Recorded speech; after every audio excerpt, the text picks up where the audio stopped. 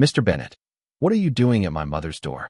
Claire Whitmore's voice cut through the rain before Marcus had time to understand why she was standing there.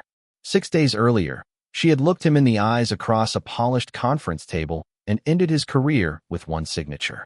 Now the white CEO who had fired him stood inside the narrow doorway of an aging house, staring at the pot of chicken soup in his hands as though it concealed something dangerous. Before we continue, tell us where in the world you're watching from, and what time it is where you are right now. Somewhere, another day is beginning. Somewhere else, someone is sitting awake long after midnight. But on this cold Thursday evening in Baltimore, Marcus Bennett was about to learn that one ordinary act of kindness could open a door to a truth powerful people had worked hard to keep closed. Rainwater ran from the shoulders of his faded brown jacket. Beside him, his 9-year-old daughter Ava held a paper pharmacy bag against her chest, protecting it beneath her yellow raincoat. Marcus did not answer Claire immediately. His eyes moved past her into the dim hallway. "Where's Mrs. Bennett?" he asked. Claire's expression tightened. She was still wearing the charcoal suit Marcus remembered from the office, though her usually perfect blonde hair had loosened around her face. Her eyes were red, not from crying, she would have insisted, but from anger and exhaustion. "My mother is resting." Ava looked up at Marcus. "But she needs to take the blue pill with dinner." Claire glanced at the pharmacy bag. Something uncertain flickered across her face before suspicion returned. "How do you know what medication she takes?" Marcus shifted the warm pot to his other hand. Under one arm, he carried a sanded piece of oak shaped into a short handrail. He had spent part of the afternoon cutting it from leftover wood in his garage after noticing Eleanor's fingers trembling against the porch column the previous evening. "She told me," he said. "And you come here often?" "Every day," Ava answered before Marcus could stop her. "Sometimes twice when it's cold." The rain tapped against the porch roof. Somewhere down the block, tires hissed over wet pavement. Claire looked from Ava to Marcus, studying them with the same sharp attention she once used in executive meetings. Marcus knew that look. It meant she had already formed a conclusion and was now searching for evidence to defend it. "You were warned not to contact anyone connected to the Whitmore redevelopment project," she said quietly. Marcus's jaw hardened. "I didn't know she was connected to you. You expect me to believe that?" "I'm not asking you to believe anything." He bent and placed the handrail beside the door. "I'm asking you to make sure she eats before taking that medicine." Claire stepped farther into the doorway, blocking him from entering. "My mother owns a valuable property in the center of a major development zone. You were terminated after accessing restricted acquisition files. And now I find you delivering food to her home." Ava's small fingers closed around Marcus's sleeve. He felt the movement and forced the anger out of his voice. "I didn't access those files. That isn't what the report said." "No," Marcus replied. "It isn't." For one long moment, neither of them moved. Then a frail voice came from inside the house. "Claire." Footsteps followed, slow, uneven, approaching along the hallway. Eleanor Bennett appeared behind her daughter wearing a blue cardigan and leaning on a wooden cane. Her silver hair was pulled loosely behind her head. When she saw Marcus and Ava standing in the rain, relief softened her tired face. "You came," she whispered. "Like we promised," Ava said. Claire turned toward her mother. "You know this man?" Eleanor's gaze moved between them. She understood something at once, something Marcus had not yet pieced together. "He fixed the back steps after I fell," she said. "He drove me to the clinic when no one answered my calls. And when the furnace stopped in January, he stayed here all night so I wouldn't be alone." Claire's face lost some of its color. "Why didn't you tell me?" Eleanor gave her daughter a long, wounded look. "You would have needed to call first to hear it." Silence settled over the doorway. Marcus held out the pot. "The soup's still warm." Claire stared at him. But this time she was no longer looking at a former employee accused of misconduct. She was looking at a man who had been caring for her mother while she had been too busy to notice her mother needed care. Eleanor reached for Ava's hand, then looked directly at Claire. "He was here long before he knew you were my daughter." And in that moment, Claire remembered something waiting on her desk at Whitmore headquarters, a confidential acquisition file marked with Eleanor's address.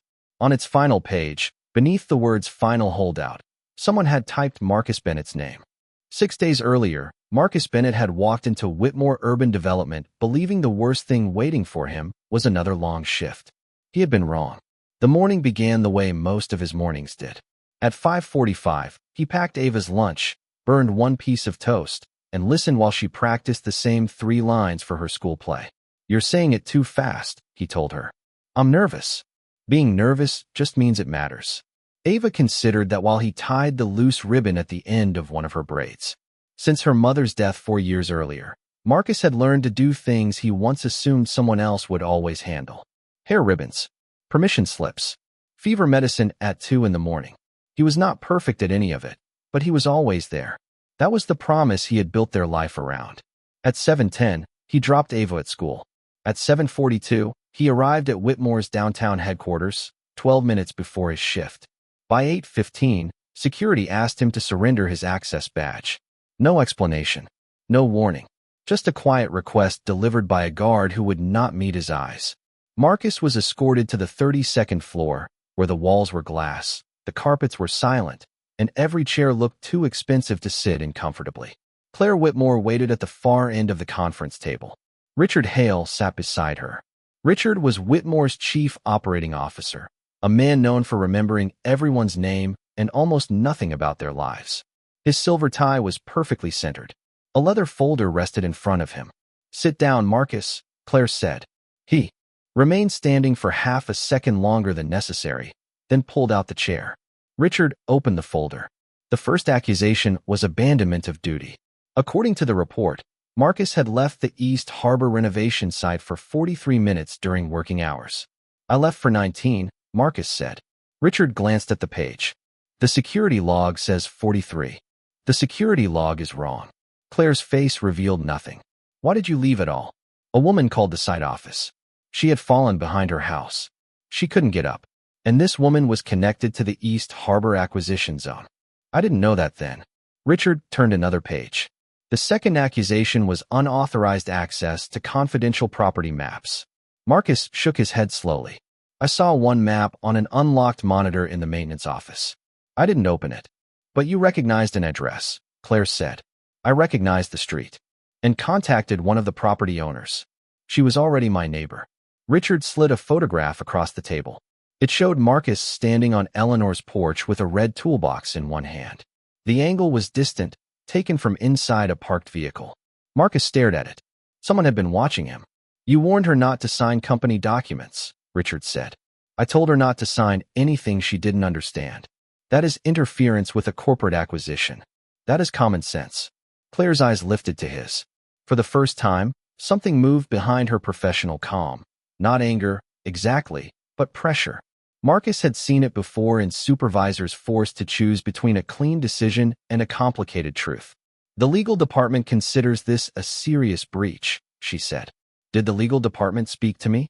"The evidence is documented." "Did you watch the full camera footage?" Richard answered before Claire could. "The relevant footage was reviewed." "That isn't what I asked." The room went still. Marcus leaned forward, placing both hands on the table. "I have worked here 7 years. I have never missed an inspection, falsified a report, or left a building unsafe. If you believe I did something wrong, ask me. But don't let a folder answer for me." Claire looked at Richard. It lasted only a moment. Then she looked back at Marcus. "The decision has been made." There was no satisfaction in her voice. That somehow made it worse. Richard pushed a termination agreement toward him. Marcus did not touch it. "Did you make the decision?" he asked Claire. "Or did you sign the one he brought you?" Richard's polite expression hardened. Claire's did not. "Your employment ends today." Marcus stood. He did not beg. He did not shout. He simply removed his company identification card and placed it on the table. As he turned to leave, he noticed a site photograph partly hidden beneath Richard's folder. It showed Eleanor's small brick house. Across the top, in bold red letters, were the words "Final Holdout." Marcus stopped. Below the photograph was a handwritten note. "Remove obstruction before Friday." And beside it, circled twice in black ink, was his name. Marcus told Ava about losing his job that evening while she was separating peas from mashed potatoes with the edge of her fork. He did not tell her about the photograph on Richard Hale's desk. He did not tell her someone had been watching Eleanor's house.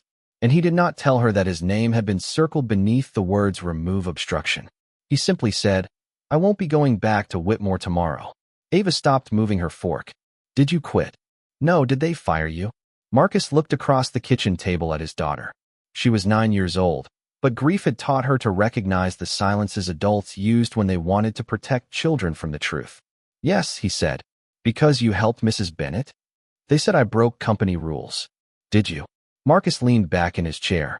I left work when she fell. I told her not to sign papers. She didn't understand.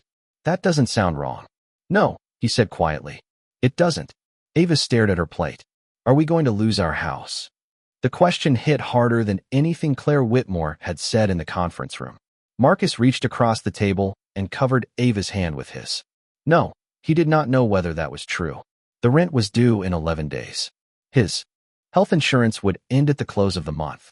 Their savings could carry them for a while, but not long enough for mistakes. Still, fear was not something he would place on his daughter's shoulders. We're going to be all right, he said. Ava nodded because she trusted him. That trust frightened him more than the bills. The next afternoon, Marcus stood in his garage beside the unfinished handrail he had promised Eleanor. He ran his fingers over the smooth oak, then looked toward the narrow window facing her house. He had every reason to stay away. Whitmore could accuse him of further interference. Richard could use another photograph. Claire could believe he was trying to pressure her through her mother. Marcus set the sandpaper down. We're not going? Ava asked from the doorway. He turned. She was holding the book she read to Eleanor every Thursday. She has family, Marcus said. She had family yesterday too. Ava. She forgot her medicine last Tuesday. I remember. And her furnace makes that clicking sound. I remember that too. Ava hugged the book against her chest. If we stop helping because somebody punished you for it, doesn't that mean they get to decide what kind of person you are? Marcus looked at her for a long moment. Sometimes children understood morality more clearly because they had not yet learned how expensive it could become. 20 minutes later, they crossed the street. Eleanor was asleep in her chair when they entered through the side door. Marcus had a key for emergencies, though he always knocked first. The living room smelled faintly of lavender and old wood. Ava placed a blanket over Eleanor's knees while Marcus inspected the furnace vent. That was when Ava noticed the photograph. It stood on the mantel behind a row of porcelain birds. A young white girl, perhaps 8 years old, sat on the front steps of the same house. Beside her stood Eleanor, decades younger, and a tall man wearing work clothes. On the breast pocket of his jacket was a small stitched emblem, a circle crossed by 3 rising lines. Ava had seen that symbol before. It looks like your old work badge, she whispered. Marcus came closer. She was right. It was an early version of the Whitmore Company logo. Eleanor opened her eyes. That was my husband, Thomas, she said. Marcus looked from the photograph to her. He worked for Whitmore? Eleanor gave a tired smile. He helped build it. She pointed to the little girl in the photograph. That was Claire before she learned to hide every feeling behind a desk. Marcus said nothing. Eleanor's smile faded. After her father died, she believed the company was the only piece of him she had left. So she protected it. Then one day she stopped asking whether it still deserved protection. A metallic click sounded from the basement. Marcus went still. The furnace shut off. He opened the access panel and found fresh scratches around the gas control valve. One wire had been loosened by hand. This was not normal wear. Someone had tampered with it. Before Marcus could speak, something slid beneath the front door. A white envelope. Ava picked it up and handed it to him. Across the top was the Whitmore Urban Development logo. Marcus opened it. Eleanor Bennet had 72 hours to sign the final property transfer agreement. After that, the company would begin legal action to remove her from the house. Claire returned to her mother's house the following evening without calling first. For most of her life, she had believed surprise visits were inefficient. They disrupted schedules, encouraged emotional conversations, and left people without time to prepare reasonable answers. But reasonable answers were exactly what she no longer trusted. She parked 2 houses away and remained behind the wheel for nearly a minute, watching warm light spill through the living room curtains. Through the window, she saw Ava sitting on the rug with an open book across her knees. Eleanor rested in the armchair beside her. Marcus was nowhere in sight. Claire stepped onto the porch and heard Ava reading aloud. Her voice was soft but confident, pausing whenever Eleanor smiled or closed her eyes. It was not the kind of scene Claire expected to find in the home of a supposedly vulnerable woman being manipulated by a recently fired employee. She knocked once and entered. Ava stopped reading. Ms. Whitmore. Claire glanced toward the kitchen. Where is your father? In the basement. The answer tightened something in her chest. Why? The furnace stopped again. Claire moved toward the basement door, but Eleanor spoke before she reached it. He's fixing what someone else damaged. Claire turned. Her mother's voice was weak, but the meaning behind it was not. What does that mean? It means you should ask questions before making accusations. Claire looked down at the envelope resting on the side table. The Whitmore logo was printed across the top. She picked it up. Final notice. The document demanded Eleanor's signature within 72 hours. Claire read the first page twice. I didn't authorize this. Eleanor gave a humorless laugh. You authorized enough people to speak in your name. Footsteps sounded on the basement stairs. Marcus appeared carrying a flashlight and a length of blackened wire. Dust marked the knees of his jeans. He stopped when he saw Claire. You're back. This is my mother's house. And that's her furnace. He placed the wire on the table between them. The control connection was loosened. Not worn down. Loosened. Claire examined it without touching it.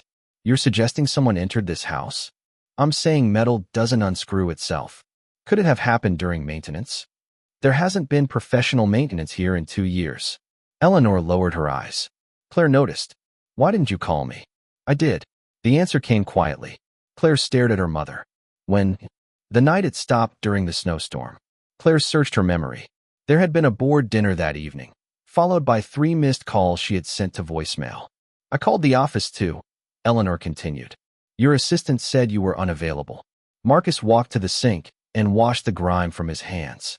Ava watched him with the careful attention of a child who knew adults were approaching dangerous ground. Eleanor pointed toward Marcus. He found me on the kitchen floor the next morning. Claire's face changed. Marcus turned off the water. It wasn't as serious as it sounds. It was 28 degrees inside, Eleanor said. I had been there for hours. Claire looked at Marcus. Why didn't you call an ambulance? I did. And then I waited with her. For how long? Until they released her. Claire's voice became smaller. Why? Marcus dried his hands on an old towel. Because she was scared.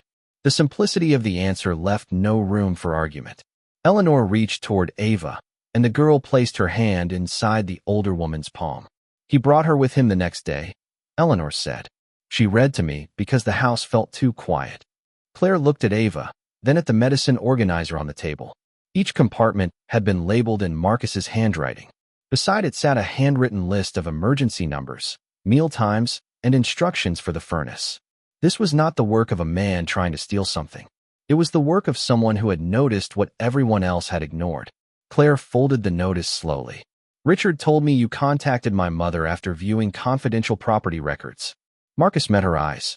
I met her 8 months ago when she dropped her groceries in the street. And you never knew who she was?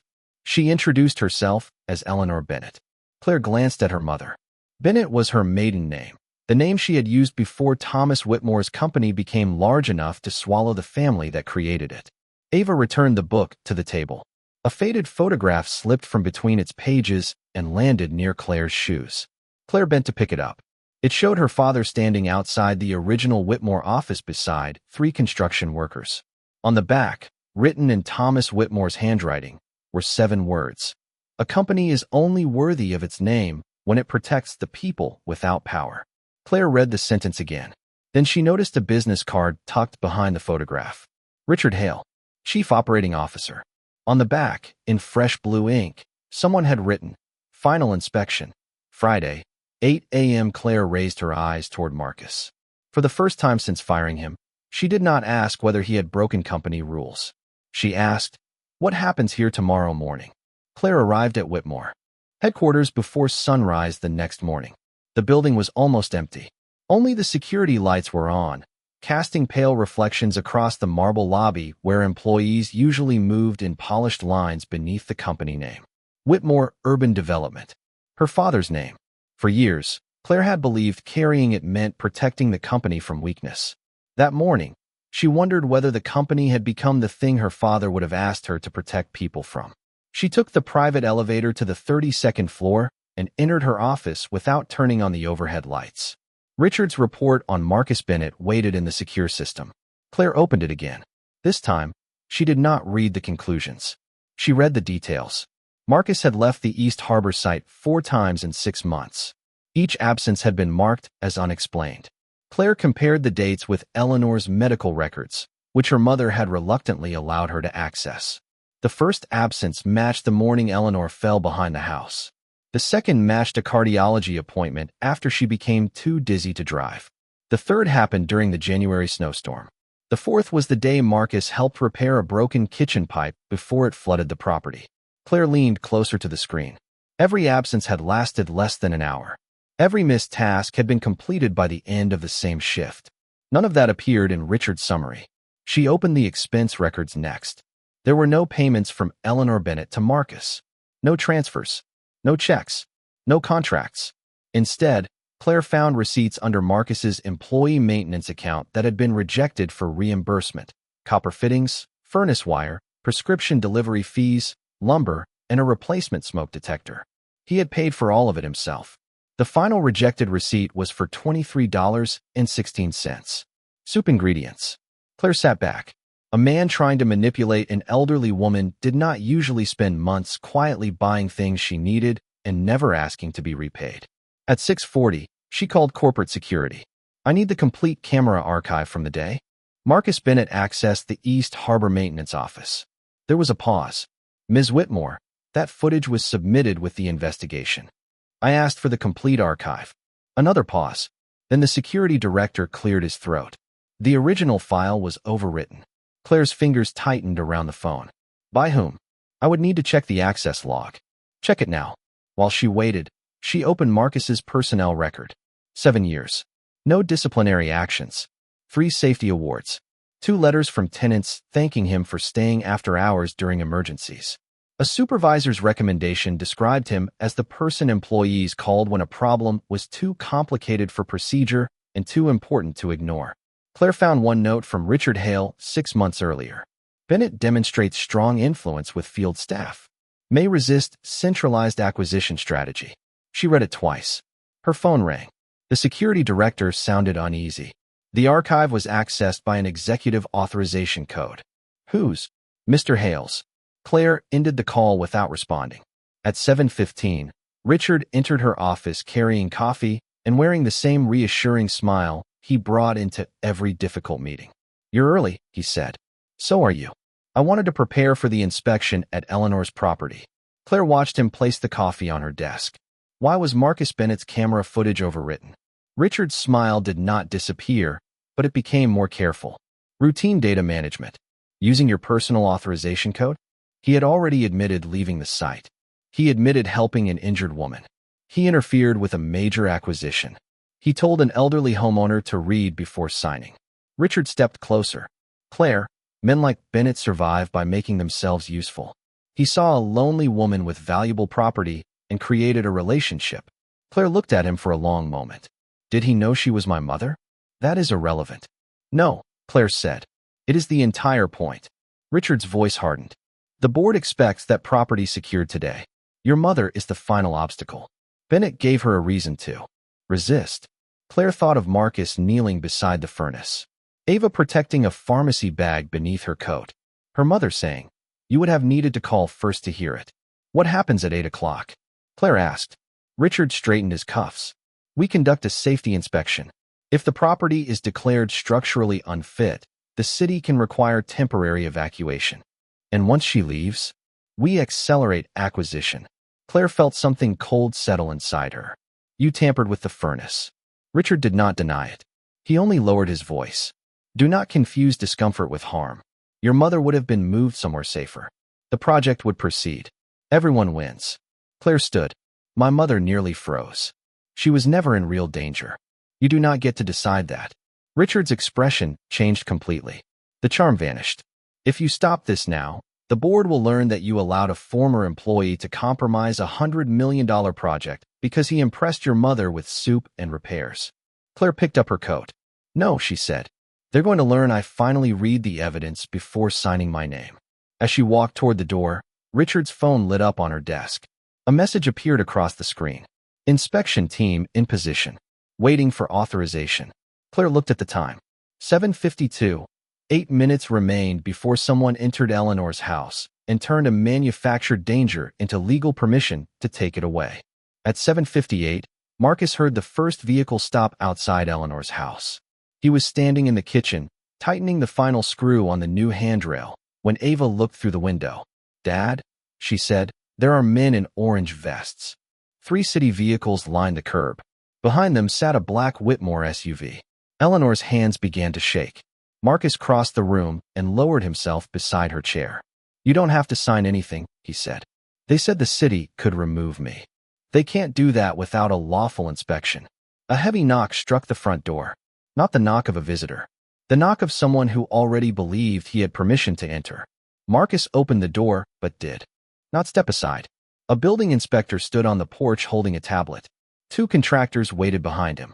Richard Hale remained near the SUV, speaking into his phone. "We're here to perform an emergency safety assessment," the inspector said. "Who requested it?" "Whitmore Urban Development submitted evidence of immediate structural and mechanical hazards." Marcus glanced at the paper in the man's hand. "The furnace wire was loosened 2 nights ago." The inspector's eyes narrowed. "How would you know that?" "Because I repaired it." Richard ended his call and approached. "Mr. Bennett," he said, "you are no longer authorized to perform work connected to this property. This isn't Whitmore property." "Not yet." The word hung between them. Ava moved closer to Eleanor. Richard noticed her and softened his voice, though not his meaning. "This doesn't need to become unpleasant. Mrs. Bennett can relocate temporarily while the city evaluates the home." Eleanor looked toward the staircase, the narrow hallway, and the framed photographs covering the wall. "My husband built this house," she said. Richard smiled with rehearsed patience. "And Whitmore is prepared to compensate you generously. You already offered money. A fair amount." "No amount is fair if the answer was never yes." Richard's expression tightened. Marcus noticed the inspector watching the exchange. The man had expected a routine visit. Now he was beginning to understand he had entered something else. Marcus stepped onto the porch and closed the door behind him. "What evidence did Whitmore submit?" Richard moved closer. "You should leave before this becomes a legal problem." It became a legal problem when someone tampered with a furnace and used the damage to force an evacuation. The inspector looked at Richard. "Is there an allegation of tampering?" "There is an allegation from a terminated employee," Richard replied. Marcus did not raise his voice. "Then inspect the valve. The tool marks are fresh. Check the basement window too." The exterior latch was cut and replaced. For the first time, Richard looked surprised. Marcus had found the damaged latch that morning, but had told no one except Eleanor. The inspector turned to one of the contractors. "Photograph everything before touching it." Richard stepped between them. "That is unnecessary." "No," the inspector said. "Now it's required." A second car stopped at the curb. Claire got out before the engine was fully silent. She crossed the wet sidewalk carrying a leather folder, her coat open, her face pale with anger. "Stop the inspection," she said. Richard turned toward her. "Claire, think carefully." "I finally did." She handed the folder to the inspector. Inside were copies of the altered security log, rejected maintenance receipts, and the authorization record showing Richard had accessed the missing camera footage. But there was one document Marcus had never seen. A handwritten letter from Thomas Whitmore, dated 23 years earlier. Claire faced Eleanor. "I found it in the company archive." Her mother stared at the page, but did not take it. Claire read aloud. "If redevelopment ever reaches our neighborhood, this house must remain protected. It was built before the company, and it should remain after it. No project bearing my name should remove the family that gave that name meaning." The street fell silent. Richard's face changed. "That letter has no legal force." "Maybe not," Claire said, "but the deed does." She turned the next page toward the inspector. Thomas Whitmore had placed the property in a private family trust. Whitmore Urban Development had no right to acquire it without Eleanor's voluntary consent. The purchase notices, the safety pressure, and the threat of removal had all been built on a lie. Richard looked at Claire with open disbelief. "You're destroying a $100 million project over one old house." Claire glanced through the window at her mother, then at Ava standing beside her. "No," she said. "You nearly destroyed a family to protect one." Sirens sounded in the distance. Richard's eyes moved toward the road. Claire lowered her voice. "I also called the police." But Marcus was not watching Richard. He was watching the inspector examine the furnace wire through a clear evidence bag. On the cut end of the insulation was a faint blue residue, the same industrial sealant used. by Whitmore's private demolition team. Proof that whoever entered Eleanor's basement had not acted alone. The police arrived at 8:14. By then, the blue residue had been sealed inside an evidence bag. The basement window had been photographed, and Richard Hale had stopped pretending the morning was under control. 2 officers spoke with the inspector near the curb. A third remained beside the black Whitmore SUV while Richard made a series of calls no one answered. Marcus stood inside the house with Ava and Eleanor. He could hear every word through the open door. "Mr. Hale," one officer said, "we need you to remain on the property until we understand who authorized the contractors." Richard's voice stayed calm. "You are responding to a corporate dispute based on speculation from a disgruntled former employee." Marcus looked down at Ava. She had heard that phrase before. Disgruntled former employee. It was the kind of language powerful people used when they wanted the truth to sound emotional and the lie to sound professional. Eleanor touched Marcus's arm. "You should take her home." Marcus shook his head. "I'm not leaving you alone. You have already lost enough because of me. This didn't happen because of you." The words came out firmer than he intended. Eleanor lowered her eyes. Marcus softened his voice. "It happened because someone thought being alone made you easy to move." Ava looked toward the porch, where Claire stood beneath the rain-darkened awning. Her phone was pressed to her ear. "No," Claire said. "Do not release a public statement. Freeze every East Harbor transaction and preserve all internal communications." She listened, then closed her eyes. "I understand what the board may do." Marcus watched her face. For the first time, she looked less like the woman who had fired him and more like someone standing at the edge of losing the only life she knew. Richard noticed too. When Claire ended the call, he walked toward her. "You still have time to contain this," he said quietly. Claire did not move. "Contain what?" "A misunderstanding. You erased evidence. I protected the company. You endangered my mother. I protected the future your father built." Claire's face went still. "My father built houses. You learned how to take them." Richard glanced toward Marcus, then lowered his voice further. "You think Bennett is saving you? He is using this moment. Men like him know exactly how to stand close enough to power that gratitude becomes obligation." Marcus stepped onto the porch. Ava caught his hand before he passed her. "Dad." He turned.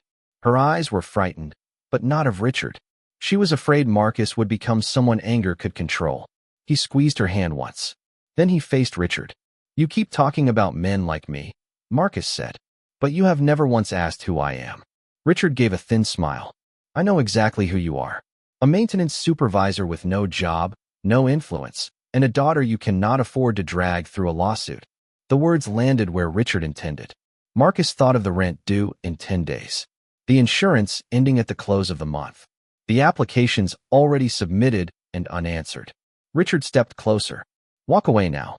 Sign a confidentiality agreement. I can restore your severance, protect your references, and make sure your daughter never feels the consequences of your pride." For one terrible second, Marcus imagined saying yes. Not because Richard was right, because Ava deserved stability more than he deserved vindication. Then the front door opened behind him. Ava stepped outside holding the old photograph of Thomas Whitmore. She looked at Richard. "My dad says doing the right thing can cost you," she said. "But doing the wrong thing costs somebody else." No one spoke. Marcus felt something inside him settle. He turned back to Richard. "This is not about my job anymore." Richard's smile disappeared. "It will be when no one hires you. Then I will find another way to feed my daughter." "You are willing to risk everything for a woman who is not your family?" Marcus glanced at Eleanor standing in the doorway, one hand pressed against the new rail he had built. Then he looked at Claire, who had spent years believing blood alone could excuse absence. "Family is not only who shares your name," Marcus said. "Sometimes it is who notices when you stop." Answering the door, the lead officer approached. "We found the contractor authorization." He held up a printed record. It came from Mr. Hale's office. Richard's face hardened. "That proves nothing." The officer turned the page.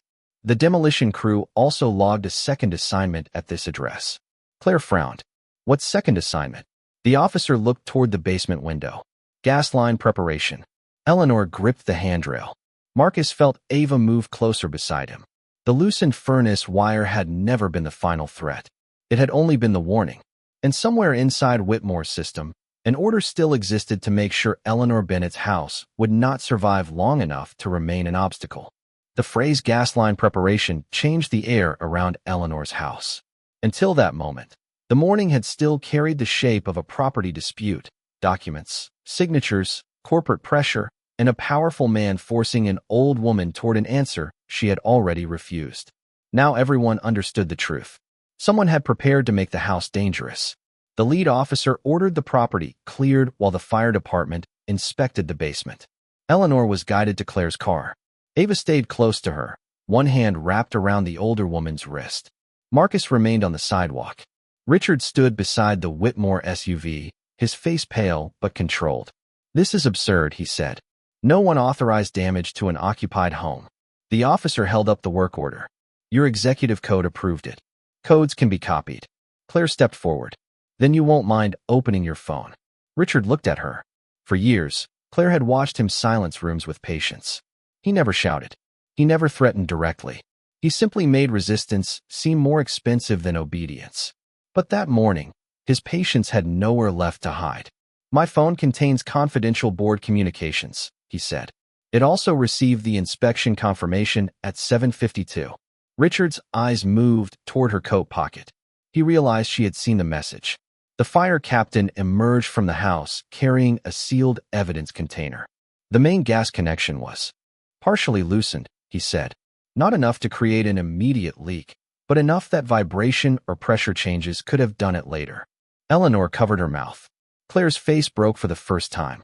Not dramatically, just one sharp breath, followed by the expression of a daughter finally understanding how close absence had come to becoming permanent. Marcus looked at Richard. "You knew she slept there." Richard said nothing. The officer stepped closer. "Mr. Hale, place your phone on the hood of the vehicle." Richard's composure cracked. "You have no idea what is at stake. That development funds schools, housing, and thousands of jobs. One property could delay the entire project for years." "One property?" Claire asked. "My mother lives there." Richard turned toward her. "And because she is your mother, suddenly the rules change?" Claire flinched. Marcus saw the truth strike her before she answered. Richard had exposed the weakness at the center of everything. If Eleanor had belonged to someone else, Claire might never have looked again. "No," she said quietly. "The rules should have protected her even if she had no one." A second Whitmore vehicle stopped at the corner. Denise Walker stepped out. Marcus recognized her immediately. She had worked in acquisition compliance for 11 years and had once shared an office wall with Richard's team. She carried a laptop bag against her chest. Richard stared at her. "You should not be here." "That's what you told me when I questioned the edited reports," Denise replied. She walked toward the officer and handed him a flash drive. "I kept the original files." Richard's face emptied.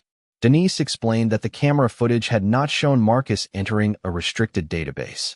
It showed him walking past an unlocked monitor, noticing Eleanor's address, and immediately reporting the exposed screen to a supervisor. Her files also included emails ordering staff to classify Eleanor as mentally confused, though no doctor had made such a finding. There were payment records to a private contractor, instructions to create a pattern of safety violations, and one message from Richard sent 2 weeks earlier. "If Bennett continues interfering, remove him before final action." Marcus read the sentence on Denise's screen. For 6 days, he had carried the shame of being dismissed as though some part of him might truly have failed. Now the truth stood in daylight. The officers placed Richard under arrest pending investigation into evidence tampering, fraud, and reckless endangerment. He looked at Marcus as they led him toward the patrol car. "You think this makes you powerful?" Marcus stood beside Ava. "No," he said. "It proves you never understood power." Claire turned to Marcus after the car door closed. "I signed your termination." "Yes." I believed him because the report was convenient. Marcus did not rescue her from the weight of that admission. Claire swallowed. "I was wrong. You were responsible." The words were calm, but they landed harder than anger. She nodded. "Yes." By noon, Whitmore's board had suspended the entire East Harbor project. An independent investigation was announced. Every acquisition involving elderly or vulnerable homeowners would be reviewed. Claire offered Marcus immediate reinstatement. He looked toward Eleanor, wrapped in a blanket inside Claire's car, and then at Ava standing beneath the gray morning sky. "I'm not coming back to help the company look innocent," he said. Claire lowered her eyes. "What would it take?" Marcus considered the question. Make sure the next person does not need to know the CEO's mother before someone listens. For the first time, Claire did not answer as an executive protecting a company. She answered as a woman trying to become worthy of her father's name. Then help me rebuild it. 3 months later, the porch light at Eleanor Bennett's house came on before sunset. The house was still standing. The old furnace had been replaced. The basement window had a new lock. The cracked front steps had been repaired, but Eleanor refused to let anyone replace the oak handrail Marcus built. It held when everything else failed, she said. Whitmore urban development looked different too. The East Harbor project had been redesigned around the existing neighborhood instead of over it. Homeowners were given independent legal counsel, paid for through a protected fund. No acquisition could proceed without recorded consent, and every complaint from an elderly resident required review by someone outside the project team. Claire called the new division the Community Protection Office. Marcus called it a beginning. He had refused his old job. Instead, he accepted a new role with one condition. He would report directly to an independent oversight board, not to Claire and not to anyone whose bonus depended on a property being sold. His office was small, but the door remained open. On the wall behind his desk hung a handwritten note from Ava. People should not need power to be heard. Denise Walker became the office's first compliance director. She testified during the investigation and admitted publicly that fear had kept her silent longer than it should have. Richard Hale was awaiting trial. Marcus never celebrated that. Justice, he told Ava, was not about enjoying another person's fall. It was about making sure they could no longer push someone else down. On Sunday evenings, they still carried dinner across the street. Only now, there were sometimes 4 plates instead of 3. Claire had begun visiting her mother every week. At first, the conversations were careful and short. She brought flowers Eleanor did not need and asked questions that sounded like items on an agenda. Then Ava started giving them things to do together. A puzzle, a burnt batch of cookies, a photo album Eleanor could not lift alone. Slowly, silence stopped feeling like punishment. One evening, Claire found an old voicemail on her mother's phone. It was the message Eleanor had left during the snowstorm. Claire listened to it once. Then again. Her mother's voice was frightened, trying not to sound frightened. Claire sat at the kitchen table and cried without hiding her face. Eleanor did not tell her everything was forgiven. She simply placed one hand over her daughter's. Healing, Marcus understood, was not the same as forgetting. It was choosing to return after the truth had made leaving easier. That evening, they ate soup on the porch while rain moved softly across the street. Ava sat between Eleanor and Claire, explaining a school project with more confidence than accuracy. Eleanor corrected her twice. Claire laughed once, then seemed surprised by the sound. Marcus watched from the steps. Claire came outside carrying 2 cups of coffee. She handed him one and sat beside him. For months, she said, I kept wondering why you continued helping her after I fired you. Marcus looked toward Eleanor. Your mother needed help. That cannot be the whole answer. It was enough. Claire lowered her eyes to the cup. I thought everyone wanted something. Most people do. What did you want? Marcus watched Ava lean against Eleanor's shoulder. I wanted my daughter to see that losing something does not give you permission to lose yourself. Claire was quiet. Across the street, a child rode a bicycle through a shallow puddle. Somewhere nearby, a screen door closed. The neighborhood sounded ordinary again. Claire looked at him. I cannot undo what I did. No, but I can do better. Yes. There was no easy forgiveness in his voice. Only the possibility of something earned slowly. Ava called from the porch. Dad, Mrs. Bennett says you made the soup too salty. Eleanor lifted her spoon. I said no such thing. You made the face. Claire smiled. Marcus stood and picked up the empty breadbasket. Before he reached the door, Ava asked, Dad, were you scared when you stood up to Mr. Hale? Marcus paused. Yes, but you still did it. He looked at his daughter, then at Claire and Eleanor sitting together beneath the porch light. Courage isn't when fear disappears, he said. It's when fear stops making your decisions. Ava nodded as if she intended to remember it forever. Marcus stepped inside. Behind him, the rain continued to fall, gentle against the roof that powerful men had tried to take. The house remained. The family was healing. And the man the world had dismissed walked through the door without wealth, revenge, or applause, carrying only an empty breadbasket and the quiet dignity that had changed everything.